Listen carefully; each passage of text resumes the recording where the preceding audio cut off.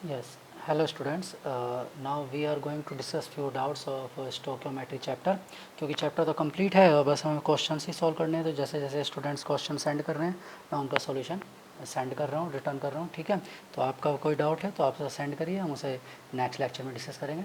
ठीक है, क्वेश्चन क्या है, the nuclear cross section is measured in barn, BARN, ये साइंटिफिक यूनिट होती है, जैसे कि एंगस्ट्रॉम होता है, ठीक है, पिकोमीटर होता है, फर्मी होता है, उसी तरह से बार्न है, ये लर्न ही करना है। इट इज़ इक्वल टू, अब ये किसके इक्वल है, 1 बार्न होता है 10⁻⁻24 स्क्वायर सेंटीमीटर या सेंटीमीटर स्क्वायर, और अगर इसे मीटर में लिखेंगे तो 10⁻⁻28 मीटर स्क्वायर स्क्वायर मीटर ये होता है। ठीक है, न्यूक्लियर क्रॉस सेक्शन मतलब न्यूक्लियस को क्रॉस सेक्शन जब उसका एरिया आता है तो वो उसका इस यूनिट में आता है। ठीक है, न्यूक्लियस का। ठीक है, तो ये बहुत छोटी यूनिट है, तो जैसे फर्मी होता है 10⁻⁻15 होता है मीटर।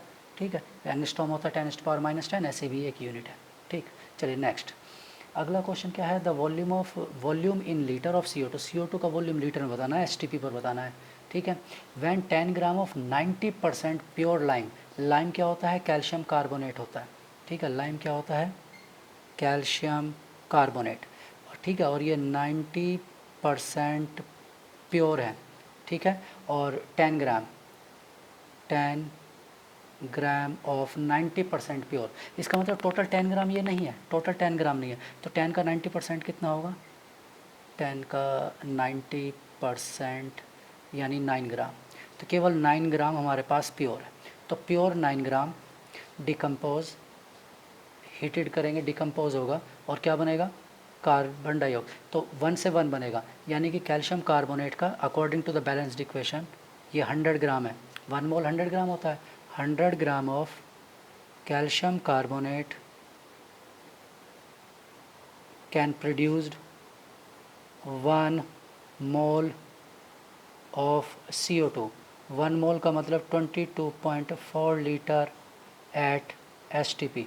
ठीक है, 1 मोल का मीनिंग तो ये होता है, तो 100 ग्राम से इतना प्रोड्यूस होगा, तो देयर फॉर 9, और हमारे पास इक्वेशन में कितना है, ओनली 9 ग्राम, तो 9 ग्राम से कितना प्रोड्यूस होगा, 22.4 इंटू 9/100, 100 ग्राम की यूनिट कैंसिल आउट हो जाएगी, 9 ग्राम इसकी यूनिट बच जाएगा क्या, लीटर, ये लीटर की टर्म्स में आंसर आ जाएगा। ठीक है, अब सॉल्व कर लीजिए कितना आंसर आने वाला है, इन चार में से जो भी ऑप्शन होगा। ठीक है, वो देख लेना क्या आंसर आएगा, ये 20.16 ऐसा कुछ लग रहा है कि वो आंसर आएगा, वो देख लेना, लीटर में आंसर आना चाहिए, कैलकुलेशन कर लेना। ठीक है, क्लियर, कम्प्लीटली हिट किया है, इस तरह से सॉल्व होगा। चलिए नेक्स्ट, इसके बाद अगला क्वेश्चन है, when 10 ml of H2 plus and 12.5 ml of Cl2, H2 combined with Cl2 gives 2HCl। ठीक है, आपको बताया था जब टेम्परेचर और प्रेशर, यानी कि आप क्वेश्चंस को ग्राम की टर्म्स में नहीं, आप वॉल्यूम की टर्म्स में भी कर सकते हैं। आपको बताया था वॉल्यूम से वॉल्यूम का रिलेशन भी होता है, एक लॉ लिखवाया था आपको, एवोगैड्रोज लॉ के बारे में बताया था। ठीक है, या गैलुसाक्स लॉ के बारे में बताया था आपको, इसी चैप्टर में बताया था कि वॉल्यूम का भी रिलेशन होता है। इसका 1 वॉल्यूम इसके 1 वॉल्यूम के साथ रिएक्ट करेगा और इसका क्या बनेगा, 2 वॉल्यूम बनेगा। ठीक है, 1 के साथ रिएक्ट करेगा, तो ये है 10, मतलब 1 वॉल्यूम इसके 1 वॉल्यूम के साथ रिएक्ट करेगा, 2 वॉल्यूम बनेगा, यानी 1:1:2 का रेशो होगा। ठीक है, अंडर सेम कंडीशंस हैं, सेम कंडीशन मतलब टेम्परेचर प्रेशर वगैरह कांस्टेंट है। ठीक है, अब वो जानना चाहता है कि इन दोनों में से अब ये दोनों कम्प्लीटली रिएक्ट करेंगे क्या, देख लेते हैं कम्प्लीटली रिएक्ट करेंगे नहीं करेंगे। ये 10 ml है और ये भी कितना होना चाहिए, 10 ml होना चाहिए, और ये कितना बनेगा 20 ml, क्योंकि 1:1:1 का रेशो होना चाहिए। लेकिन ये तो क्या है, ये तो है रिक्वायर्ड, और 12.5 ml क्या है, गिवन, ये क्या है रिक्वायर्ड, और 10 ml क्या है गिवन, यानी गिवन और रिक्वायर्ड की वैल्यू क्या है, इक्वल, और अगर वो इक्वल वैल्यू है तो इट मीन्स ये क्या होगा, limiting reagent, limiting reagent completely consume, it became zero, ये ज़ीरो हो जाएगा, कुछ नहीं बचेगा, और इसी से प्रोडक्ट डिसाइड करेगा। अगर ये 1V होता तो ये 2V बनता, ये 10 ml है तो ये कितना बनेगा 20 ml, इसका मतलब ये 20 ml बनेगा, 20 ml। अब 10 ml में इसका 10 ml इधर चला गया 10, और इस 20 ml में 10 ml किसका होगा, इसका, यानी कि कितना बचा 12.5 माइनस 10 यानी 2.5 ml Cl2 क्या रह गया रिमेनिंग,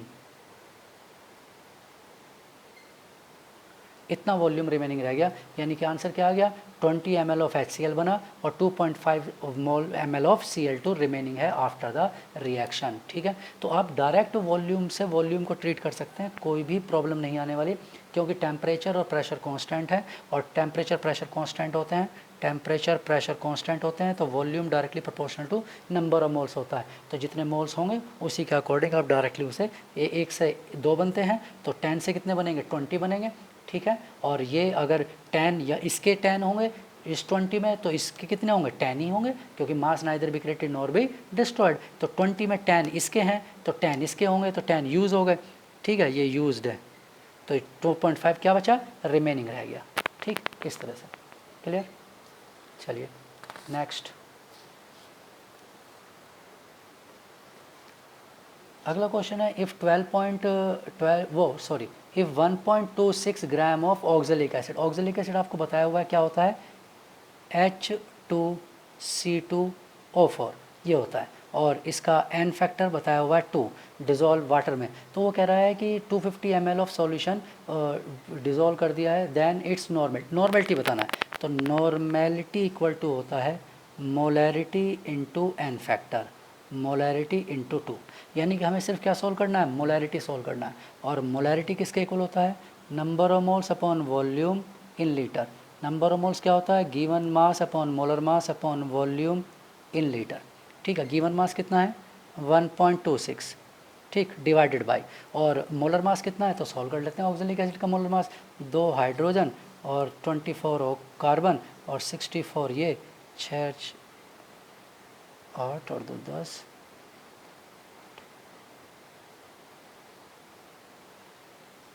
ठीक है 90,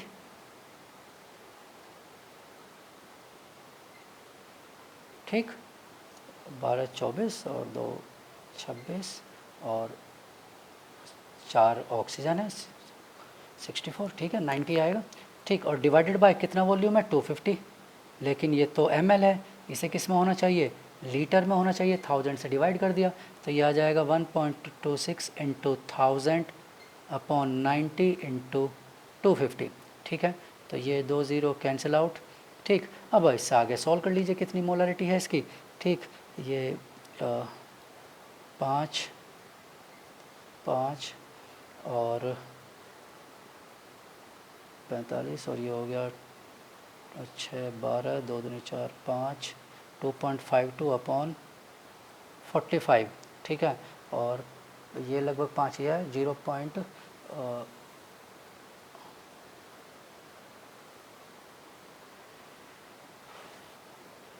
थोड़ा कम आएगा मोलरिटी, मतलब 5 से थोड़ी कम होगी। डिवाइड करके देख लेना, यहाँ से जो मोलरिटी आएगी उस मोलरिटी को यहाँ यूज़ कर देना। ठीक है, मल्टीप्लाई बाय 2 कर देना, आंसर आ जाएगा। ठीक है, तो मुझे लगता है कि आंसर 0.08 आएगा, क्योंकि ये 4 हो जाएगा। 45 नहीं 5, 1.26 ग्राम ऑफ ऑक्जेलिक एसिड। ठीक, ऑक्जेलिक एसिड, ये डाईहाइड्रेट तो नहीं लिया हुआ है, इसमें कुछ गड़बड़ है। 1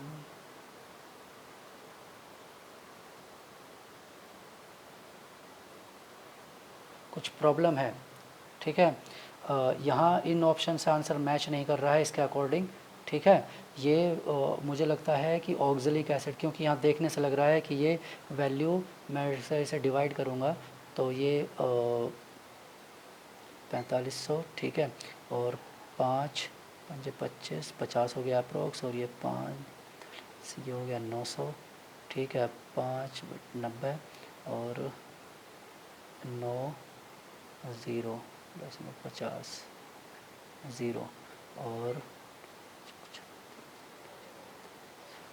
5 45 और 50, 0.055 आएगा। और 0.055 को 0.055 मल्टीप्लाई बाय 2 करेंगे तो 5 दूनी 10 और 5 दूनी 10 और 11, ठीक है, 3 के बाद यानी 0.10 आना चाहिए, ठीक है। वो किसी ऑप्शन में है नहीं, तो मुझे लगता है ये थोड़ी सी गड़बड़ है। ये ऑक्जेलिक एसिड डाईहाइड्रेट होगा, और ऑक्जेलिक एसिड डाईहाइड्रेट होता है H2C2O4.2H2O, यानी कि इसमें 36 मास और ऐड हो जाएगा, 90 + 36 ये हो जाएगा 126, ठीक है, 126। तो यहाँ पर 90 के प्लेस पर 126 होगा, 90 के प्लेस पर 126 होगा, तो आंसर आएगा 0.04, 0.04। यहाँ से सॉल्व करोगे तो 0.04 आएगा। क्यों? क्योंकि ये तो 120 कैंसिल आउट हो जाएगा, ऊपर से 25 और 25 यही आएगा, मैं जो बता रहा हूँ 0.04। और 0.04 को यहाँ रखेंगे, 2 से मल्टीप्लाई करेंगे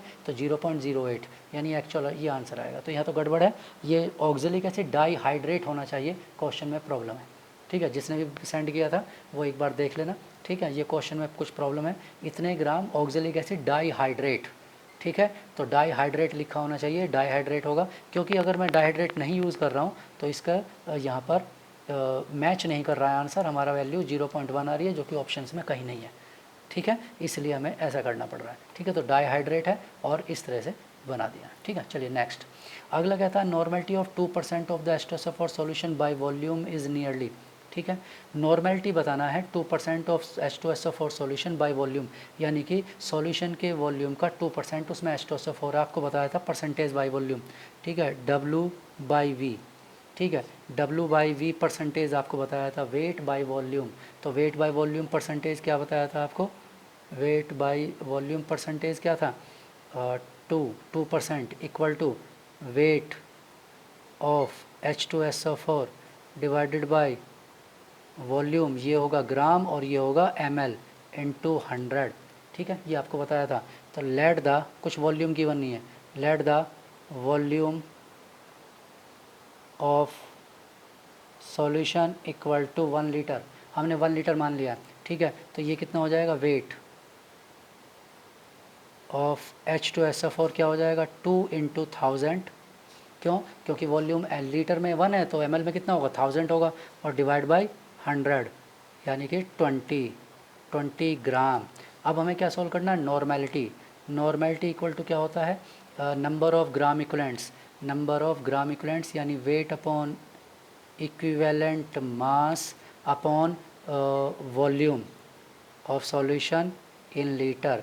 तो वेट हमारा 20 है और इक्विवेलेंट मास कितना है 49, डिवाइड बाय वॉल्यूम कितना है 1 लीटर। अब आप कहेंगे 49 क्यों है, इक्विवेलेंट मास इक्वल टू होता है molecular mass upon n factor, ठीक है। और मॉलिक्यूलर मास कितना है इसका H2SO4 का 98, सॉल्व करके देख लेना। और एन फैक्टर कितना होगा, एन फैक्टर तो आपको पता है H2SO4 जब डिज़ोल्व करते हैं तो एन फैक्टर 2 होता है, एसिड उसका एन फैक्टर 2 होगा, ठीक है। तो ये एन फैक्टर 2 होगा, तो डिवाइड करेंगे तो कितना आएगा 49 इक्वल टू 49 है, इसलिए हमने 49 लिखा है, ठीक है। तो इसे डिवाइड कर लेते हैं, तो अप्रॉक्स ये कितना आ गया, 50 है, 5 चौक 20, 0.4 आ गया अप्रॉक्स, 0.4, ठीक है ना, 20/49, 50 ही समझिए इसे, 50 जीरो तो 5 चौक 20, 0.4, तो 0.4 अप्रॉक्स आंसर आ जाएगा इसका नॉर्मेलिटी का, ठीक है, अप्रॉक्स। चलिए नेक्स्ट, एक क्वेश्चन था, हमने डिस्कस किया था वो क्वेश्चन, पहले डिस्कस किया था, वो density of the dry air containing only nitrogen and oxygen is value लिखी हुई थी, 1 पॉइंट समथिंग डेंसिटी गिवन थी, और उसमें पूछा था percentage of nitrogen by mass, percentage of